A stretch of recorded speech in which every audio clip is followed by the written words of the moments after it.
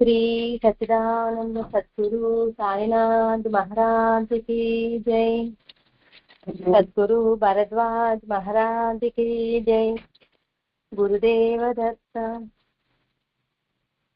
Sadhguru சாய்நாதனின் அனுகிரகத்துடன் Bharadwaja master அவர்களின் ஆசீர்வாதங்களுடன் நாம் சில வாரங்களா குரு சரித்திரை சத்சங்கம் செய்து கொண்டு வருகிறோம்.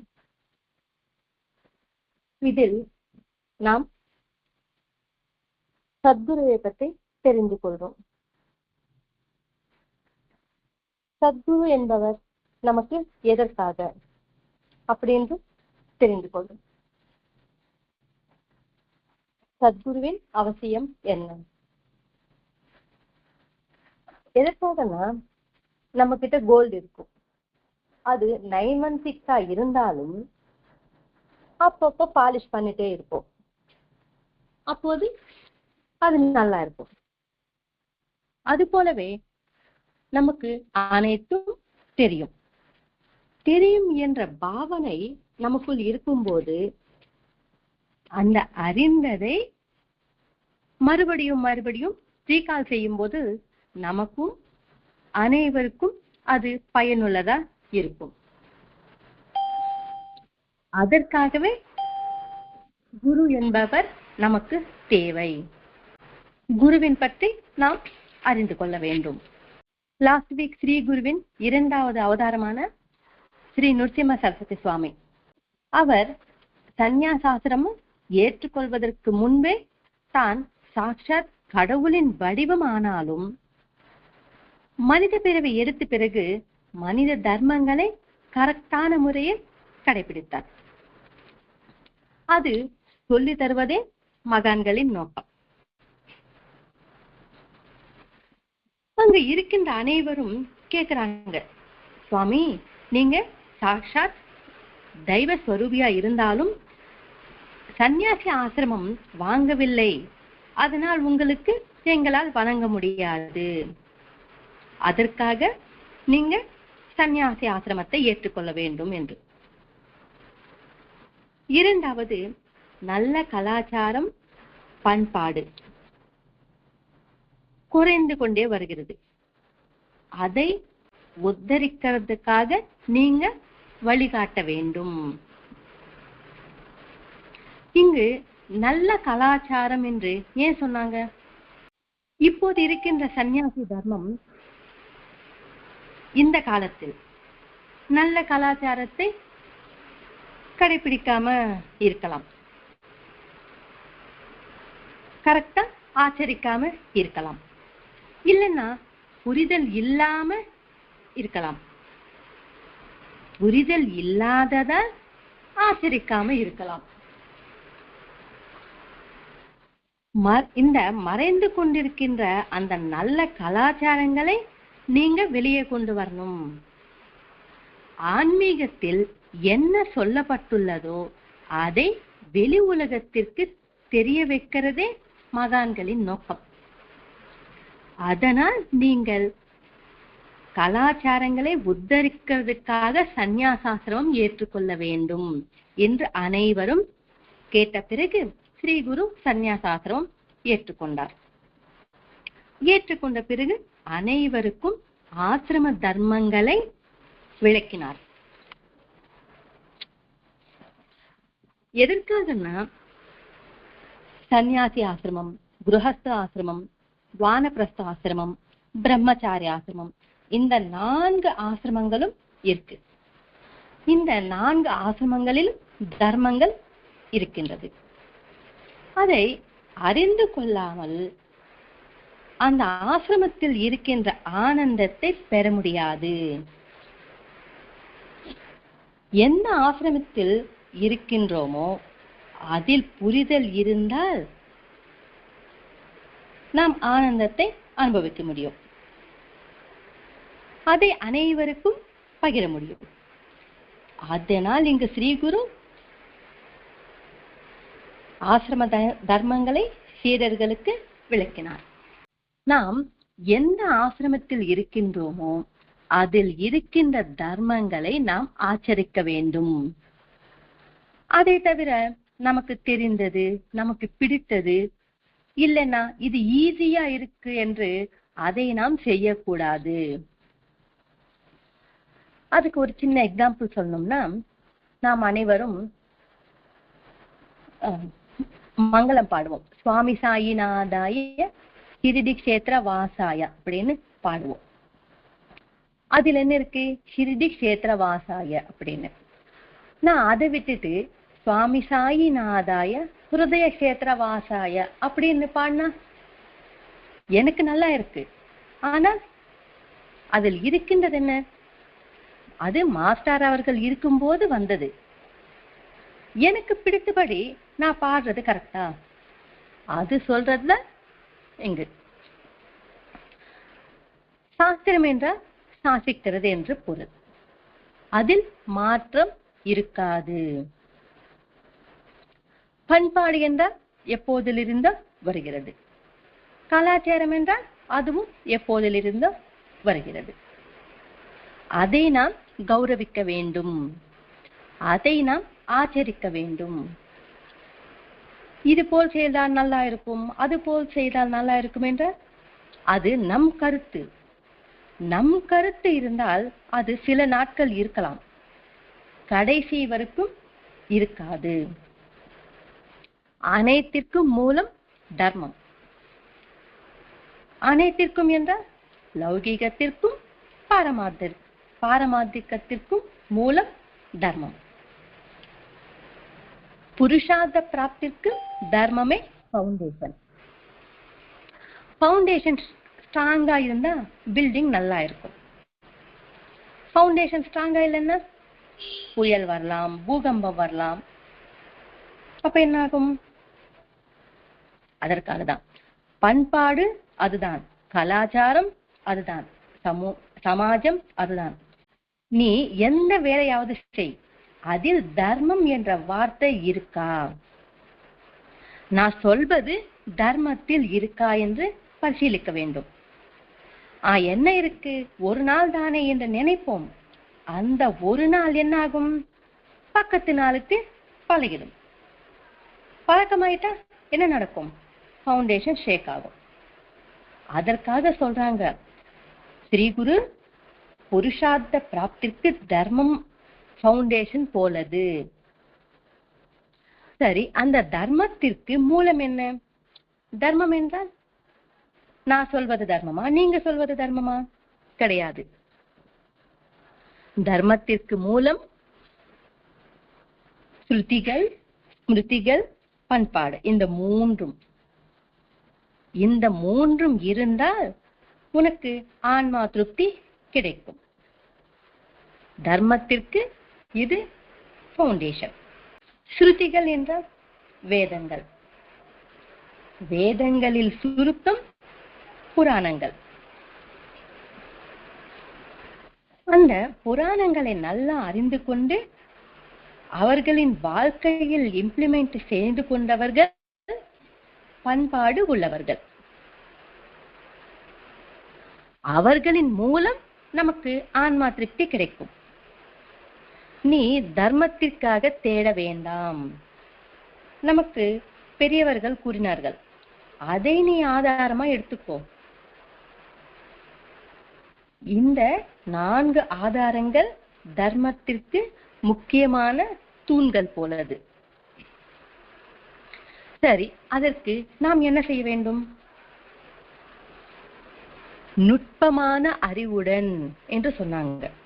நுட்பமான அறிவுடன், வார்த்தை பாருங்க, அறிவு கிடையாது, நுட்பமான அறிவுடன் பரிசீலிக்க வேண்டும். நுட்பமா பார்க்கலன்னா அது சத்தியம் என்று நமக்கு புரியாது.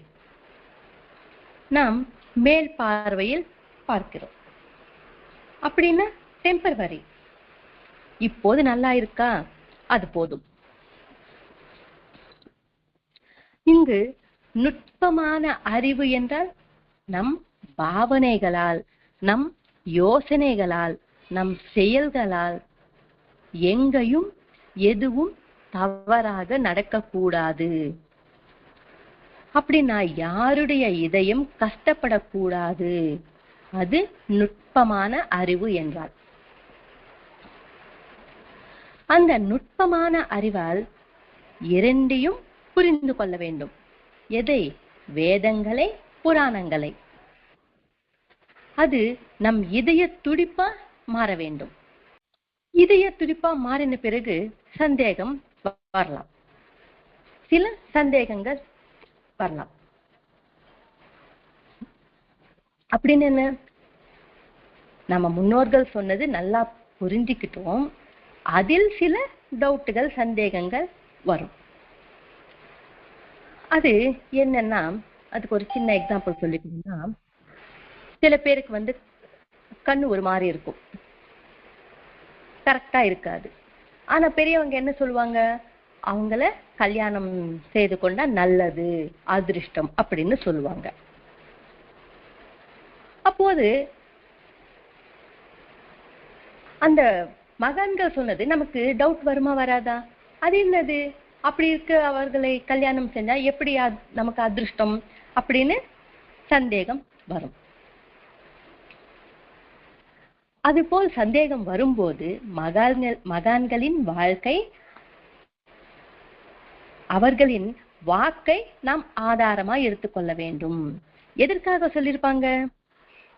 அது போல் சொல்லவில்லைன்னா அந்த பொண்ணுக்கு கல்யாணம் ஆகாது, சொன்னதுன்னா கல்யாணம் ஆகும். இப்போது அந்த வார்த்தையில் நல்லது இருக்கா, கெட்டது இருக்கா? இது போல் யோசிக்க வேண்டும். உனக்கு சந்தேகம் வரும்போது மகான்கள் ஆச்சரித்ததை பார்க்க வேண்டும்.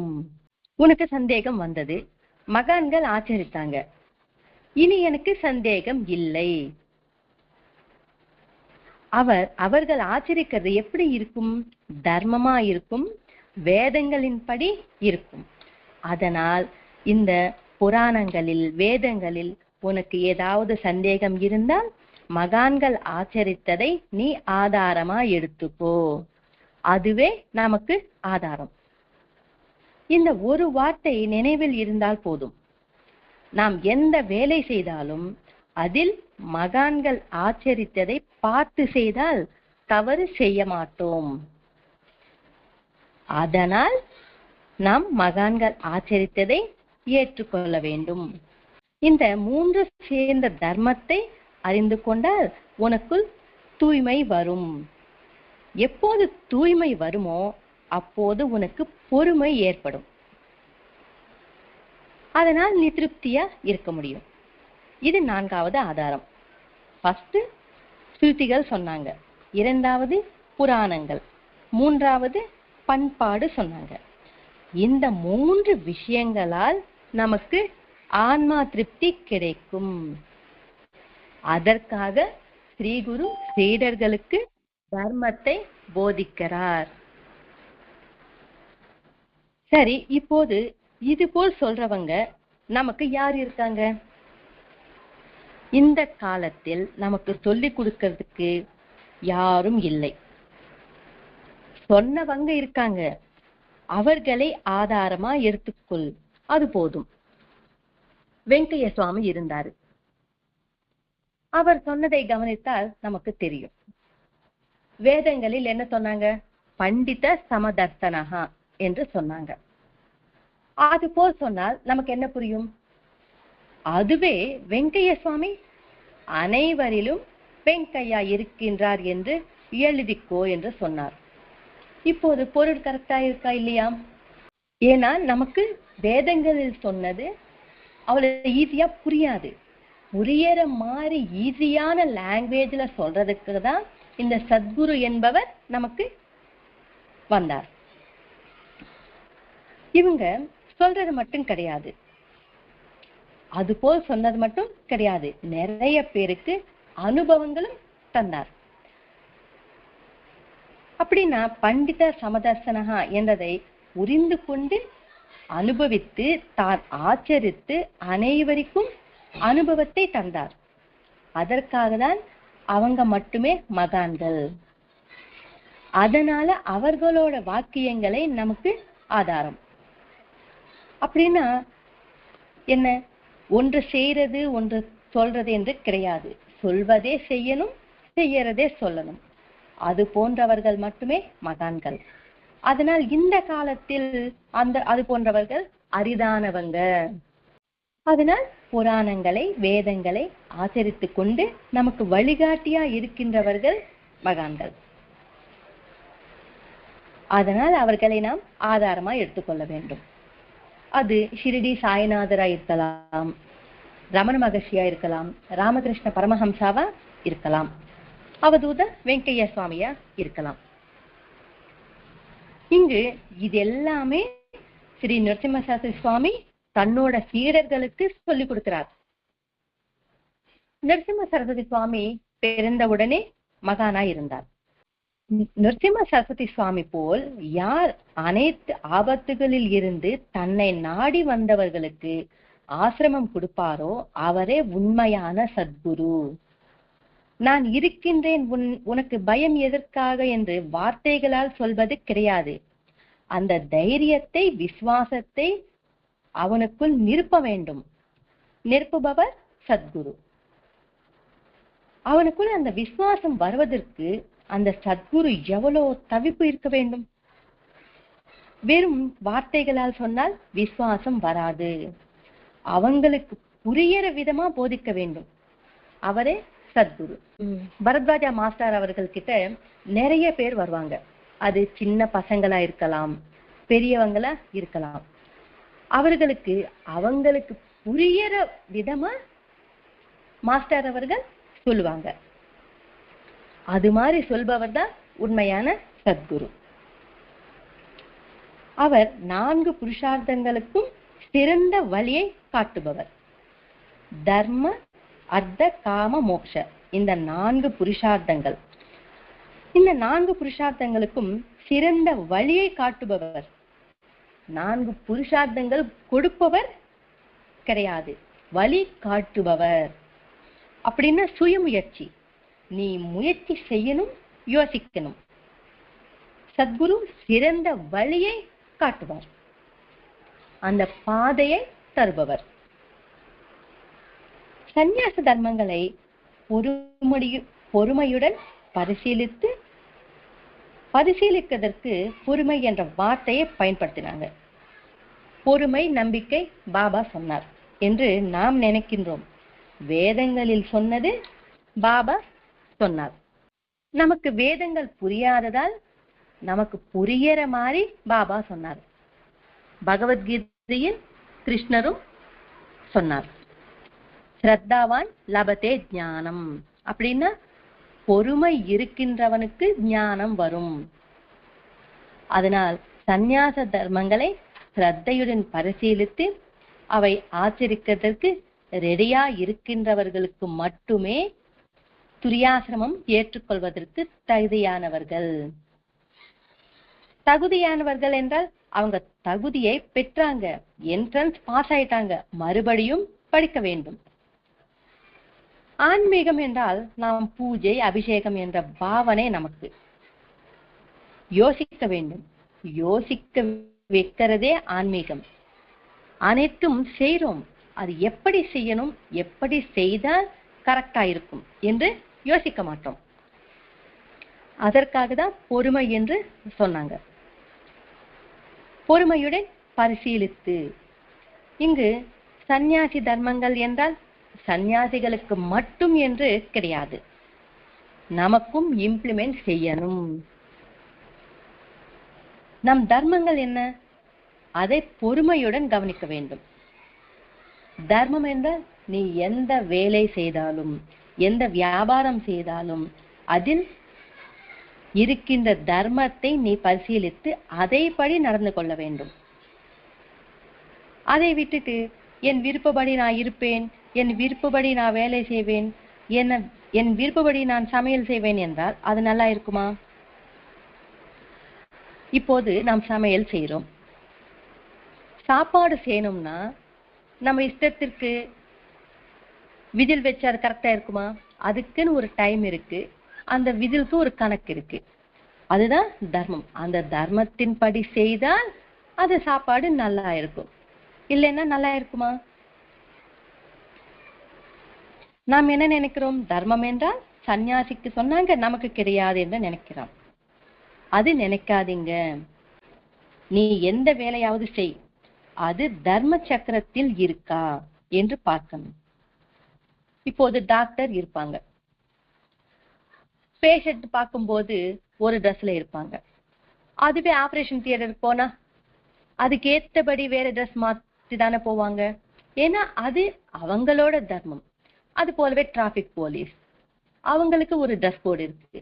அந்த ட்ரெஸ் கோடு போட்டு அங்க நின்னாதான் அவங்க தர்மத்தை கடைபிடித்த மாதிரி.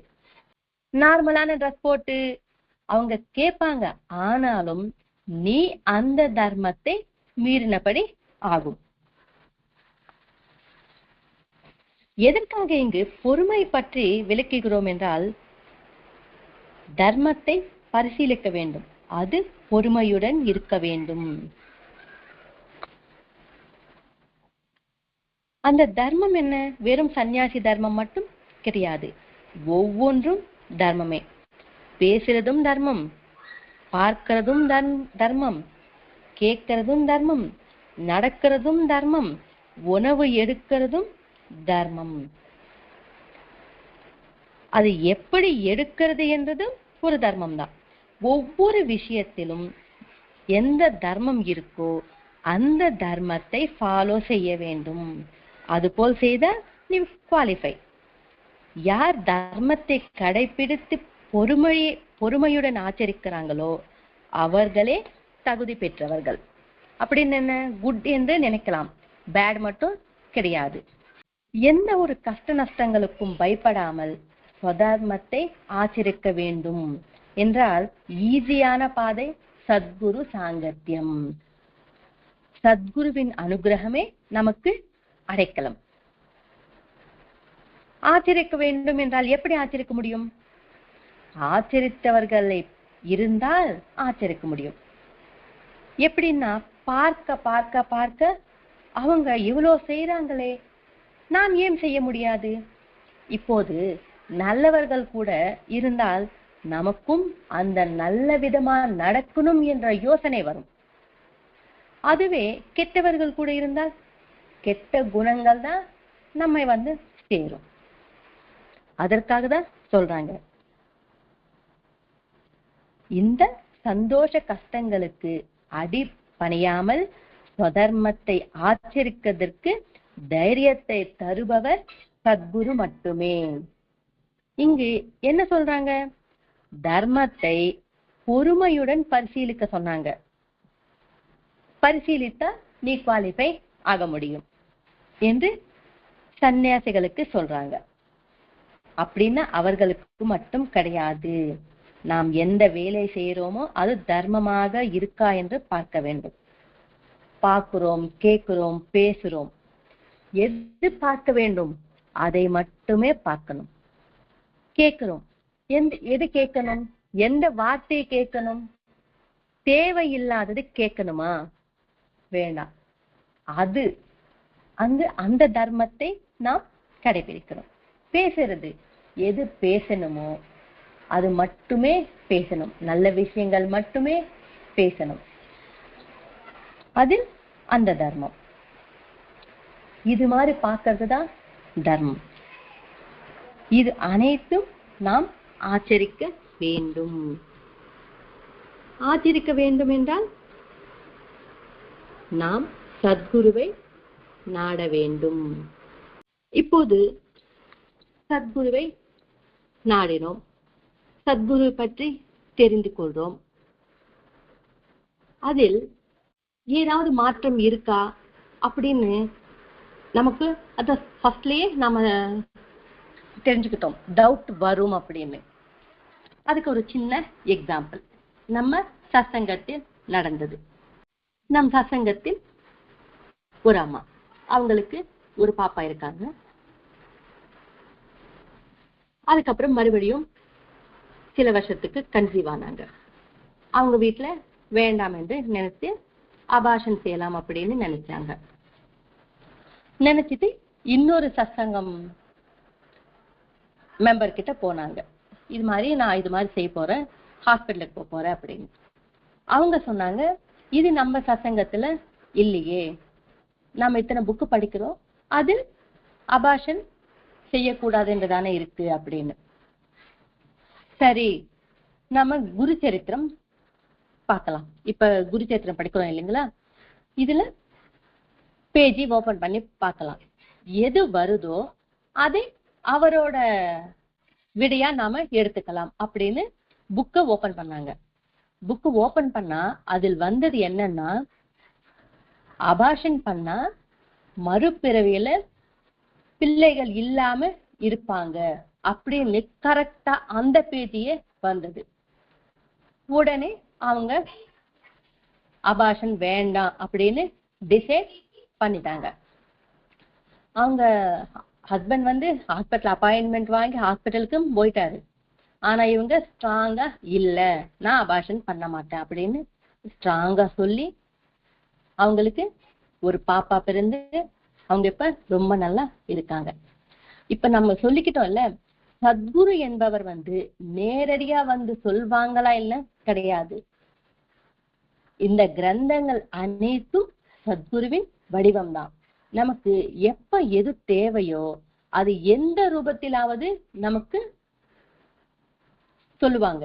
இப்ப அந்த குரு சரித்திர பார்க்கணும் அப்படின்னு அந்த எண்ணம் வந்தது அந்த சத்குருவால தானே, இல்லைன்னா வந்திருக்குமா?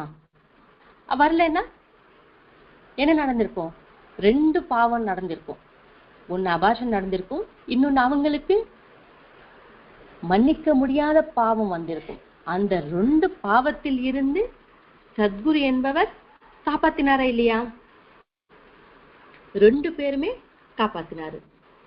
அதற்காக தான் சத்குரு என்பவர் நமக்கு தேவை. ஒரு சின்ன ஸ்லோகம் இருக்கு. நகுரோ நதிகம் தத்துவம் நகுரோ நதிகம் தபஹா குருத்யான பரம் நாதோஸ்தி தஸ்மை ஸ்ரீ குருவே நமஹா. குரு விட அதிகமானவர் யாரும் இல்லை. குருவை விட அதிகமான தன்மை எதுவும் இல்லை. குரு சேவையை விட எந்த ஒரு தவம் இல்லை. குரு பிரசாதிக்கிற ஞானத்துக்கு விட அதிகமான இது எதுவுமே இல்லை. நாம் எந்த வேலை செய்தாலும் அந்த கடவுளின் மேல் ஒரு நிலை நமக்கு வரவேற்கிறதும் அந்த குருதான். இது அனைத்தும் நமக்கு சொல்லி தருபவரே குரு. அதற்காக தான் நமக்கு அனைவருக்கும் சத்குரு என்பவர் தேவை. இது எல்லாமே நமக்கு இந்த சத்சங்கத்தின் மூலமா நம்ம சொல்லி கொடுத்த மாஸ்டர் அவர்களுக்கும் அந்த தந்தைக்கும் நன்றி சொல்லி கொடுத்து ஸ்வஸ்தி. श्री सच्चिदानंद सद्गुरु साईनाथ महाराज की जय. सद्गुरु भारद्वाज महाराज की जय. गुरुदेव दत्ता.